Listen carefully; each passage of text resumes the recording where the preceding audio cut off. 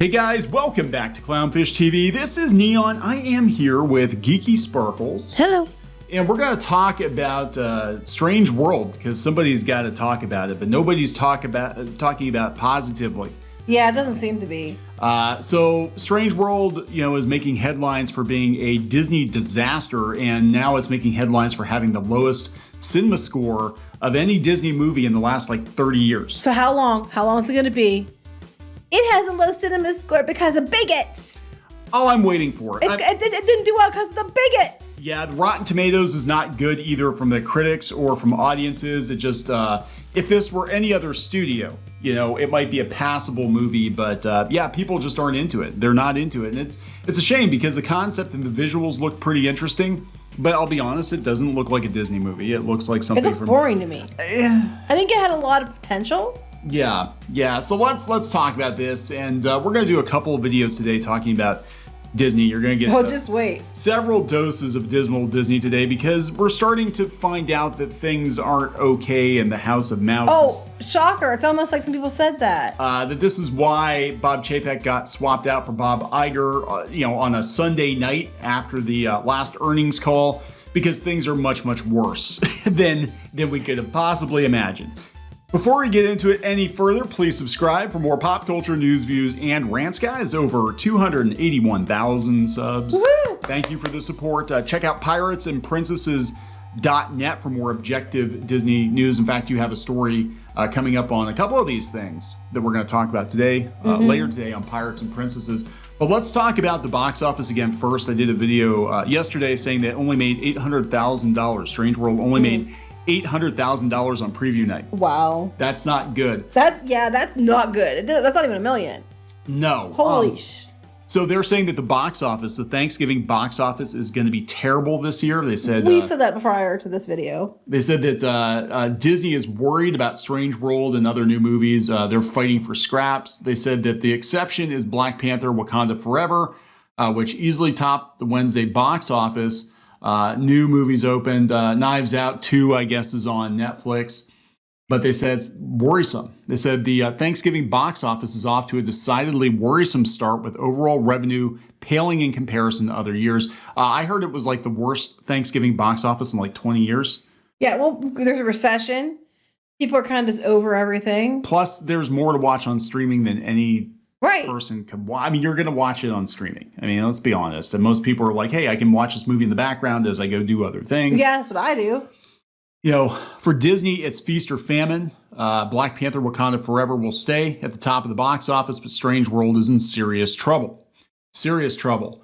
There's no feasting for Strange World, which posted an opening day gross. This is opening day of $4.2 million from 4,174 screens. That's not good. After earning a lukewarm B CinemaScore. So, I mean, it's still good for other places, but it's the worst CinemaScore that Disney's had in 30 years. Yeah, we're gonna get there because even Lightyear, which they keep comparing it to Lightyear did I think $5 million on preview night. They did 800,000.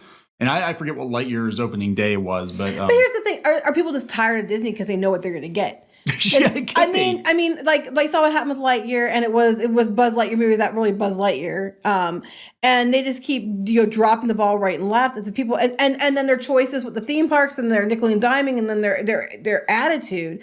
Are people just like, you know what, not supporting Disney? Yeah, so here's where it goes from bad to worse. They said at this pace, the family film is looking at a 5-day opening of $24 million to $26 million for 5 days. Mm-hmm. The worst opening for a Disney animated Thanksgiving movie in its history. So we're talking about, now there have been some misfires, but a lot of the Disney animated misfires have been outside of the holiday window. They've tried to release them March. I think Meet the Robinsons, I think, was in March or April. Mm-hmm. And, I don't know about Home on the Range. That was another one that was a dud. Princess and the Frog, I don't think was that holidays? That might have been holidays. That was holidays, I think. Yeah, but, I mean, traditionally Disney releases or has released its big animated movies around the holidays. Yes. I remember The Little Mermaid coming out, and that was every Christmas there was, Little Mermaid and Aladdin and Beauty and the Beast, and it just went on and on. Then they started releasing them in the summer, and that was kind of iffy after that.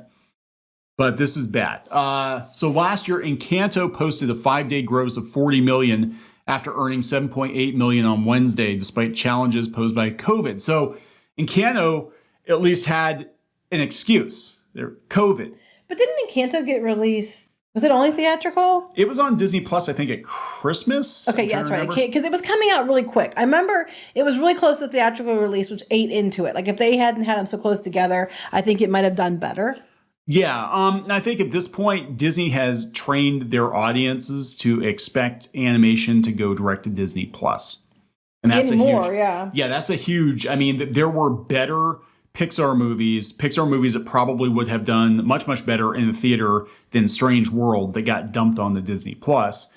And this one had no marketing whatsoever. It's not being released in many countries overseas because the one character is gay. And it's not like they can't pull a Dumbledore and be like, oh, yeah, we'll just take these 2 lines of dialogue out. And I guess that's a plot point. But I think you're right. I think people are done with Disney. And look, I think this is another indicator, and we're going to do a follow-up video. Actually, the other video might come first, but I think that the problems at Disney are much, much worse than they've been letting on for the last couple of years. I think they've been in deep trouble for a while now, and they're fudging their numbers, and it's starting to catch up with them. They can't fake it. Yeah, but a whistleblower calls it out. They get their life destroyed, but whatever. Yeah. We'll get to that in a bit. Yeah, so let's talk about their CinemaScore. So this was actually very surprising because there were some Disney movies in here that I thought weren't fantastic or they weren't very well received by audiences, and they had higher CinemaScores than Strange World. So I'm like, how shitty is this movie? Yeah, well, what gets me is a B rating is still not bad. No, for anybody else, but when you compare it, it's bad. So coming from the Wrap, Strange World CinemaScore might be the lowest ever for a Disney animated studio film. The film opened in theaters on Wednesday. It received a B rating from the market research firm. So yeah, they say going back to 1991 when CinemaScore started polling audience reaction to the studio's film. So what they do is when people watch the movie, they come out and they're like, what'd you think? What would you give it? And most Disney movies are an A or an A minus. Again. Yeah, Home on the Range. Home on the Range. And Chicken Little got higher reviews than Strange World. That's really scraping the bottom of the barrel. Now, to be fair, I don't think I've seen Home on the Range. I know a lot of people say that basically killed 2D Disney, but Chicken Little was a decent animated movie that was not a Disney movie. It was a very DreamWorks kind of a thing. Yeah. But again, other studios are used to getting Bs or whatever because it was okay. I'll say our kids liked Chicken Little. And yeah. And I think they actually liked Home on the Range enough. But they were also very little. Mm-hmm.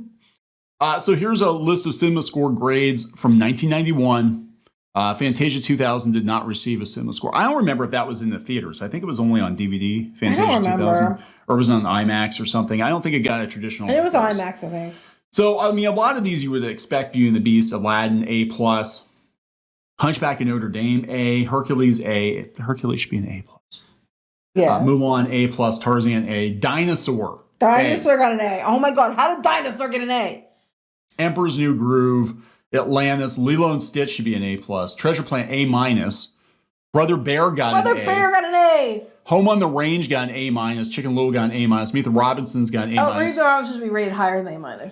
Meet the Robinsons is one of those, movies that got lost. And I talked about it a little bit yesterday. It's like Disney had about 5 or 8 years where they had some decent movies get released, but they got lost in the shuffle because at that point they were, in the process of buying Pixar and everything. Meet the Robinsons was actually pretty good. I like Meet the Robinsons. But a lot of these I wouldn't have expected. I think should have, I guess an A maybe. Yeah, but I'm surprised Moana and Frozen 2, Frozen 2, I guess maybe, but and Encanto only got an A, didn't get an A+. It was everybody was going nuts for it. But when you got, Treasure Planet and Brother Bear beating you out, I mean, that's bad. That's really bad.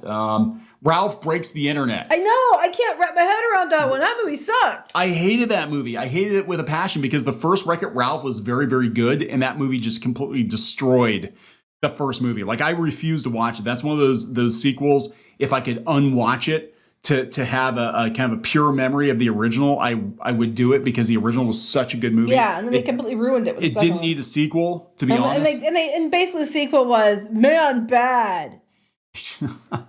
So they said that they measure a movie's appeal among theater audiences. It does not definitively indicate whether a film will be successful or not. The problem is Rotten Tomatoes. It's not getting terribly good reviews. 73%. That went up since yesterday. Critical score. Yeah, it was like 70, but 56% audience score. This movie's screwed. I mean, this movie is screwed. There's not a lot of reviews because no one's going to watch it. That's where, for a Disney movie, they should have a hell of a lot more than 99 reviews. To be fair, yesterday, it was the holiday. And we're starting into the actual 3-day. So, it could get better. It's possible. The reviews could go up. It could do better in the box office. I don't think that's going to happen. But it's possible. So this movie is going to go down in history as being one of Disney's biggest flops, I think. Unfortunately. I mean, I always feel bad for the people who worked on these movies. But I'm going to tell you something. And I mentioned this yesterday. And I think this is the lack of Lasseter. Because I think John Lasseter probably could have looked at this movie while it was still in production and been like, no, we got to change some things. We got to do this. But the thing is, they wouldn't have liked some of the changes that was made. No. They wouldn't have. So we're going to see a whole bunch of movies come out without John Lasseter's, without his touch. They have been coming out without his touch. And we're going to start to see Disney stray from what worked. And look, Lasseter ushered in another Disney renaissance. A lot of almost every Disney movie that came out that got the score after, early 2000s, Pixar or Disney, it had his stamp of approval. They would kill projects that they didn't think were coming together well enough. Mm-hmm. They would change things, push the release back, turn it upside down, make it work. So the end result was good. And we started to see what happened with John Lasseter not being as involved as he was. This is regular Disney animation. This wasn't Pixar. Yeah, but he had say over the whole thing. That's true. He was in charge of both. But, look, Disney did not do any favors because they wedged it between their two big ones they're pushing. So it did not get advertised well. Hands down. And even if it was a really, really good movie, which I'm hearing massively mixed things about it, I don't think it's going to do gangbusters. It might do a little bit better now that we're coming into the weekend and people are looking for things to do, but it's also a big shopping weekend and people are, out there getting stuff done. Or a lot of people are staying home to shop this year because, we still have people that are worried about there's, upticks in people getting sick. Flu's really bad this year. There's a bunch of different stuff. I don't know, guys. It could go better, but I just don't think it's going to. It's a dud. This is a misfire. They knew it was going to be a misfire, I think, because Disney has data like months ahead of time. And that's why it wasn't even mentioned during the earnings call. They just talked around it. They're like, oh, yeah, Avatar 2 and Wakanda Forever. And next. That's like what we saw with Eternals. They knew it was going to bomb. And instead of doing what they needed to do to move it someplace else instead of theatrically releasing it, they refused to do it. And instead they cut the budgets to other things like Shang-Chi and stuff like that to try to make this thing stick. But if it's not gonna be good, you can't make it stick no matter how much you try to push people into it. Yeah, so we're gonna wrap this one up. I think I'm very curious to see what the end result is gonna be. And again, the premise and the visuals look really good, but I'm waiting for the whole bigots. It's because of bigots. They all hate gay people. Yeah, that's exactly what will happen. And they'll be like, well, it didn't do well because, overseas. I'm like, there were other Disney movies that did not get released theatrically overseas, and they still did very well. Lightyear's still doing better, and it didn't get released in the same places for the same reasons. Yeah. So we're going to wrap this one up. Yep. Please subscribe for more pop culture news, views, and rants, guys. We'll talk later. Bye.